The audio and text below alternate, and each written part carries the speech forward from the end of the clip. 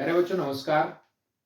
मैं आशीष सर आज आपके YouTube चैनल गुरु ज्ञान आशीष में एक बार फिर से स्वागत करता हूं।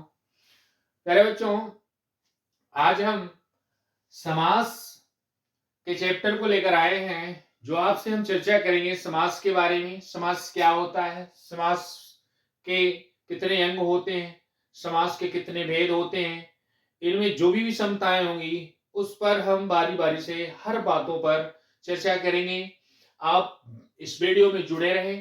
तो देखिए मेरे बच्चों, जैसे समास कहते किसको है, पहले इसी बात पे हम चर्चा कर रहे हैं।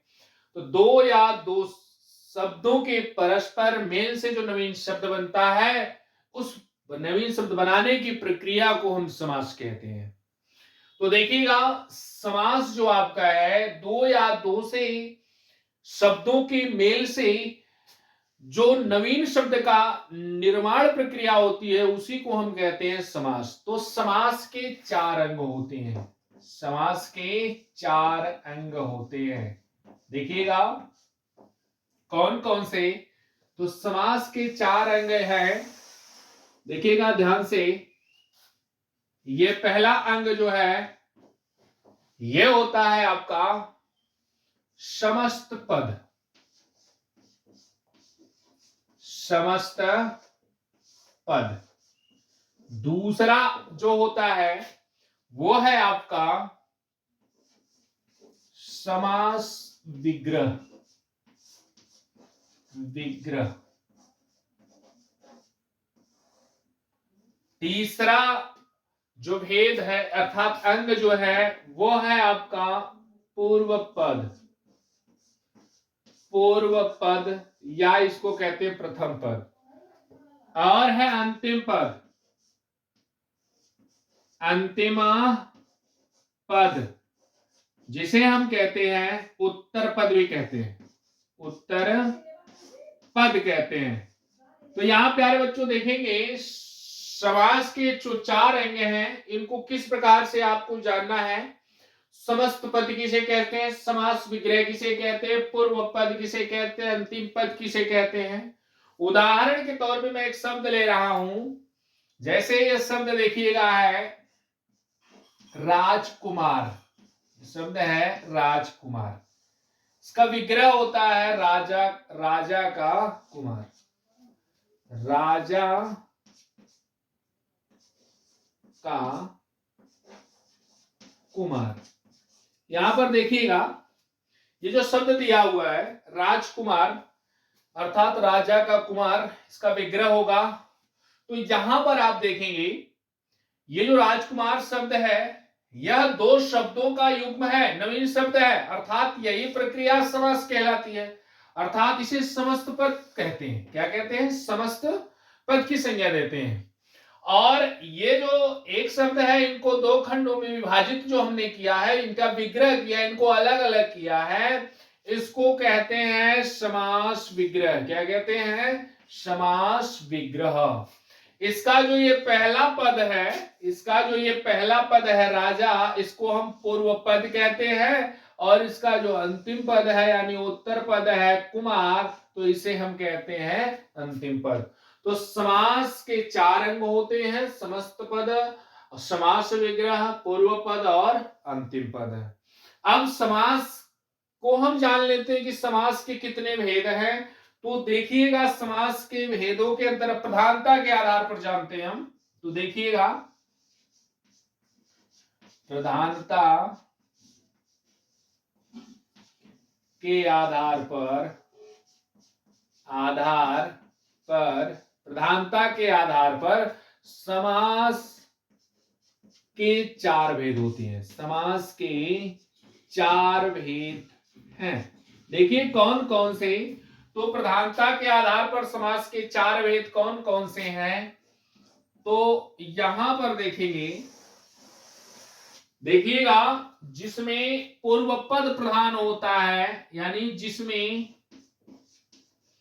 या जिसका पूर्व पद प्रधान हो, पूर्व पद प्रधान हो, और जिसका उत्तर पद प्रधान हो, उत्तर पद प्रधान हो और जिसका दोनों पद प्रधान हो और जिसका दोनों पद अप्रधान हो। और देखें, जिसका दोनों पद अप्रधान हो, दोनों पद अप्रधान हो। तो देखेंगे प्यारे बच्चों, प्रधानता के आधार पर हमने समास के कितने भेद बताए? 4 भेद बताए।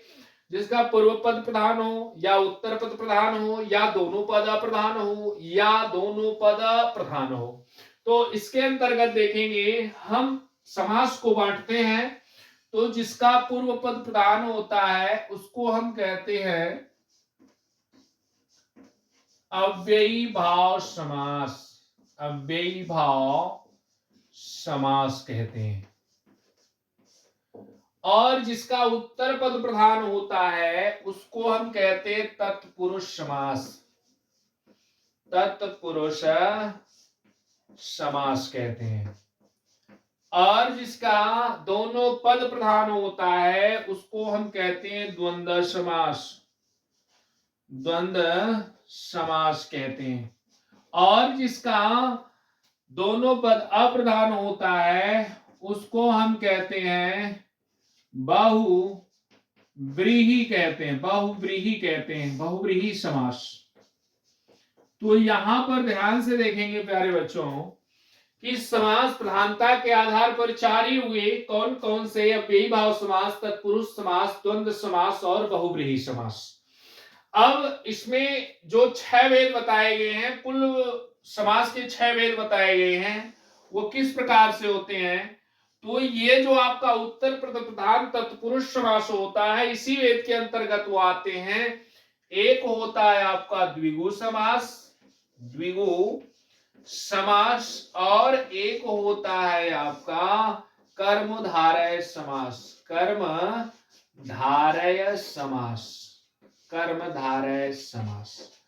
तो प्यारे बच्चों देखिएगा, हम सबका डेफिनेशन देते, सबके उदाहरण देंगे। आप ध्यान पूर्वक देखें, यहीं पे पूरे समास समझ में आ जाएंगे आपको। तो जिसका पूर्व पद प्रधान होता है वो अव्ययी भाव समास होता है। इसका उदाहरण मैं दे रहा हूं, जैसे देखिएगा, शब्द दे रहा हूं, जैसे यथाशक्ति, अर्थात इसका विग्रह क्या होगा? शक्ति के अनुसार। इसमें देखिए अव्यय लगा हुआ है। जिसका पूर्व पद प्रधान होता है अर्थात अव्ययी भाव अव्यय लगा होता है वो अव्ययी भाव समास कहलाता है। जैसे देखिए यथाशक्ति, जैसे देखिए प्रतिदिन। इसमें देखिए उपसर्ग लगा प्रति, देखिएगा, अर्थात ये क्या हुआ? आपका अव्ययी भाव समास हुआ। जितने शब्द में उपसर्ग लगा होता है या अव्यय से लगा होता है वे सारे क्या कहलाते हैं? अव्ययी भाव समास कहलाते हैं। इसमें देखेंगे तत्पुरुष समास। तो तत्पुरुष समास जिसमें कारक चिन्ह छुपा होता है उसे हम कहते हैं तत्पुरुष समास। कारक चिन्हों के लिए आपको हमने एक वीडियो में बता रखा है कारक चिन्ह की पहचान के लिए।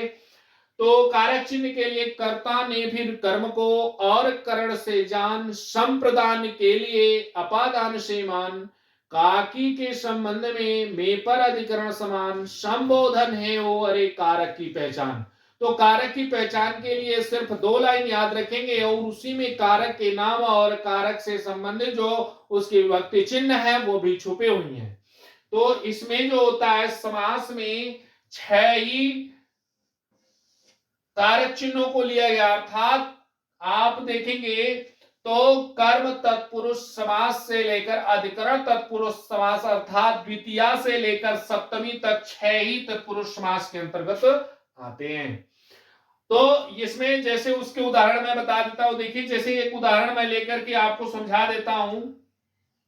जैसे आपका है तुलसीकृत,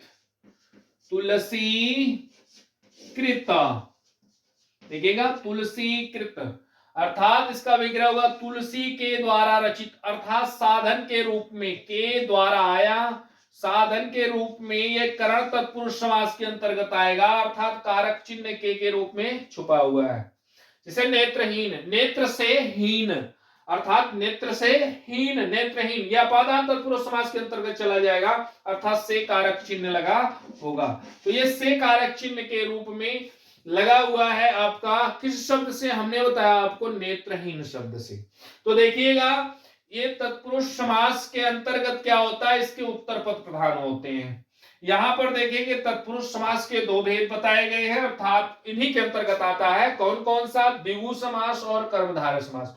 द्विगु समास में गणना की जाती है, अर्थात संख्यावाची होती है। जैसे तिराहा शब्द है, तिराहा तीन राहों का समूह, चौराहा चार राहों का समूह, अर्थात इसका प्रथम पद जो होता है वह संख्यावाची होता है और उत्तर पद प्रधान होता है, ठीक ना। तिराहा में देखेंगे ये आपका तीन क्या है, संख्यावाची है, और राह क्या है, उत्तर पद है, और वही प्रधान है। कर्मधारय समास में देखेंगे तो कर्मधारय समास में भी क्या होता है, इसका उत्तर पद प्रधान होता है। जैसे चरण कमल शब्द है, चरण कमल शब्द में देखिए चरण रूपी कमल, अर्थात चरण के समान है जो कमल, अर्थात समानता की बातें आती हैं इसमें कर्मधारय समास में। एक शब्द के दूसरे से तुलना आती है, विशेषण विशेष्य होते हैं, उपमेय उपमान होते हैं, उन्हें कहते हैं कर्मधारय समास। आगे देखेंगे जिसमें दोनों पद प्रधान हो वो द्वंद्व समास कहलाता है।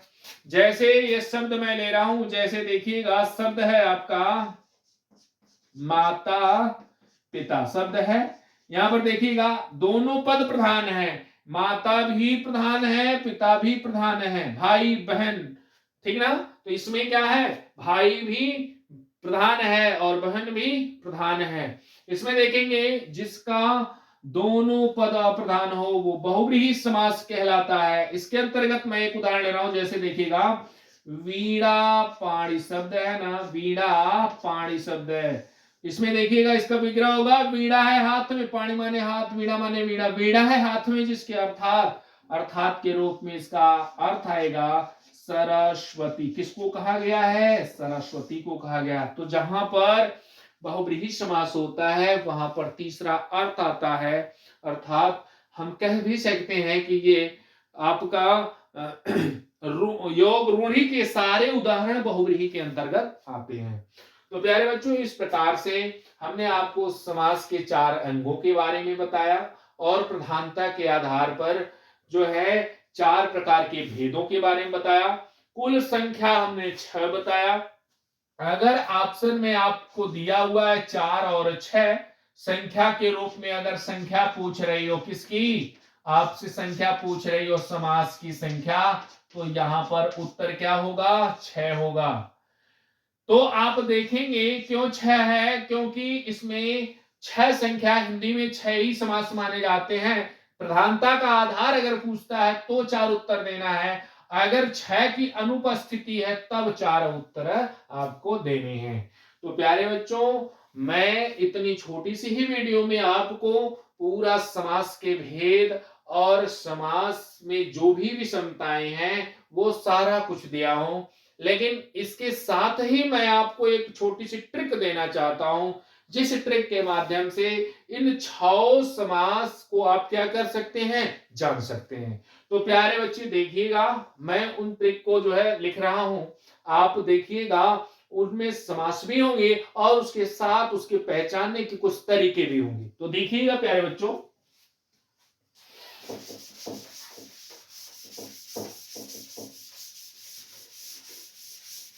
देखिएगा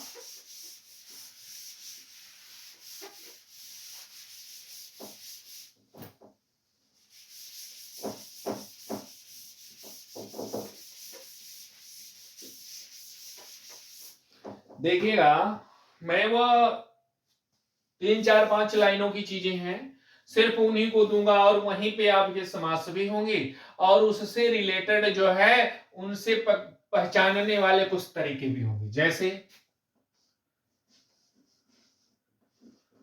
द्वंद्व में और छिपे,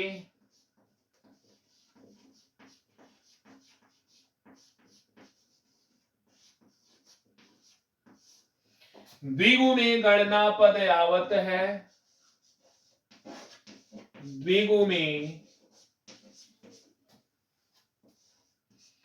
गणना पद आवत है।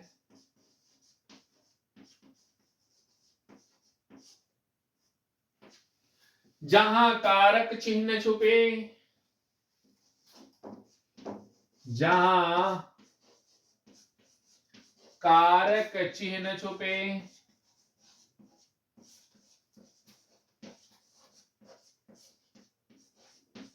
तत्पुरुष समास कहावत है, कहावत है। पहले पद में अव्यय, पहले पद में अव्यय, अव्ययी भाव समास, अव्ययी भाव समास।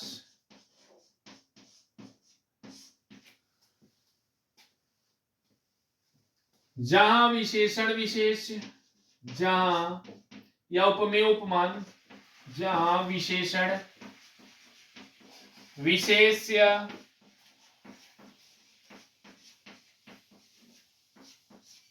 हो, कर्मधारय समास कहावत है, कर्मधारय समास कहावत है, कहावत है। जहां अन्य पद प्रधान हो, जहां अन्य पद प्रधान हो, अन्य पद प्रधान हो बहुव्रीहि समास कहावत है, बहुव्रीहि समास कहावत है। तो देखिएगा प्यारे बच्चों, बस इन छंद लाइन, इन छोटी सी लाइनों के अंतर्गत छंद समयों में आप क्या कर सकते हैं, समास को पहचान सकते हैं। पहले आपको ये दिखाते हैं कि क्या सारे समास यहां पे है या नहीं। तो पहले देखेंगे द्वंद्व समास यहां है, और यहां देखिए द्विगु समास यहां है, तत्पुरुष समास यहां है, अव्ययी भाव समास देखिए यहां है, कर्मधारय समास देखिए यहां है, और बहुव्रीहि समास यहां है। 6 समास हुए। देखिए इंगित कर दें 1 2 3 4 5 और 6।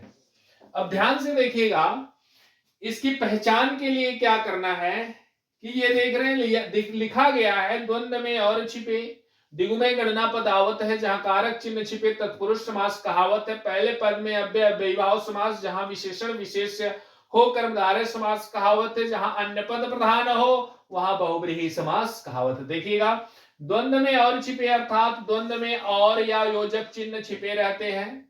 द्विगु में गणना होती है, गणना पद आता है, संख्यावाची होती है, अभी आपको बताया हमने। जिसमें कारक चिन्ह छुपे तत्पुरुष समास कहलाता है। अव्यय हो, जिसके पहला पद क्या हो, अव्यय हो, अव्ययी भाव समास कहलाता है। जहां विशेषण की बात हो, विशेष की बात हो, कर्मधारय समास कहलाता है। जहां पर अन्य पद प्रधान हो वो कहलाता है बहुव्रीहि समास। तो देखिए सबके एक एक उदाहरण देखिए, मैं आपको यहीं पर स्पष्ट करवा देता हूं। जैसे अभी को मैंने एक उदाहरण किया था, देखिएगा माता पिता, वैसे ही एक उदाहरण हो, देखिए भाई बहन, बहन। यहां पर देखेंगे द्वंद्व में और छिपे अर्थात इसका विग्रह क्या होगा, भाई और बहन। और छिपा होता है, योजक चिन्ह छिपा होता है, योजक चिन्ह इस रूप में छिपा होता है, और अथवा या के रूप में छिपा होता है। द्विगु में गणना पद आवत है, गणना होती है अर्थात संख्यावाची होता है। जैसे चौराहा अर्थात 4 राहों का समूह, विग्रह क्या होगा, 4 राहों का समाहार, समाहार या समूह। समूह का भेद करा रहा है, किस संख्या के का भेद करा रहा है, तो यहां पर हो जाएगा आपका द्विगु समास। अब देखिए जिसमें कारक चिन्ह छुपे तत्पुरुष समास कहावत है। जैसे इसमें कारक चिन्ह छुपे होते हैं, जैसे यहां उदाहरण देख लेते हैं कारक चिन्हों के रूप में।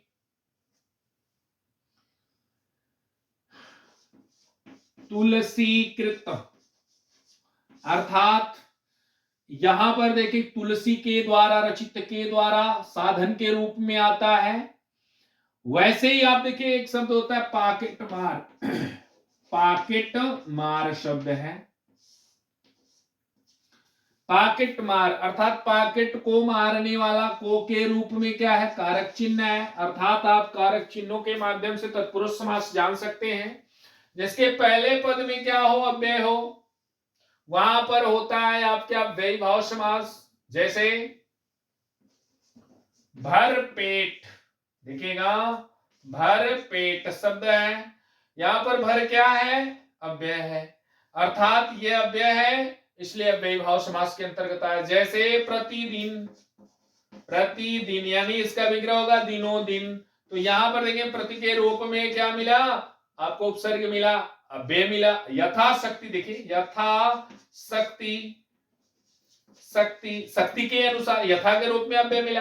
तो जिस रूप में भी अव्यय मिल जाए, पहला पद हो, वो होता है आपका अव्ययी भाव समास। जहां पर विशेषण विशेष से हो वहां कर्मधारय समास होता है, अर्थात कर्मधारय समास के भी उदाहरण आप देख लीजिए। जैसे नर, जैसे देखिएगा देख रहा हूं वचनामृत, वचनामृत, वचन रूपी अमृत, वचन रूपी अमृत, अमृत। ध्यान से देखिएगा वचन रूपी अमृत, अमृत की तुलना किससे की जा रही है, वचन से की जा रही है। तो वहां पर हो जाएगा आपका कर्मधारय समास। बहुव्रीहि समास के अंतर्गत देखेंगे, जैसे है आपका पंचमुख, पंचमुख, ठीक है ना। देखिए पंचमुख शब्द है, पांच मुख हो जिसके, अर्थात हनुमान, कौन हो जाएंगे, हनुमान जी, हनुमान।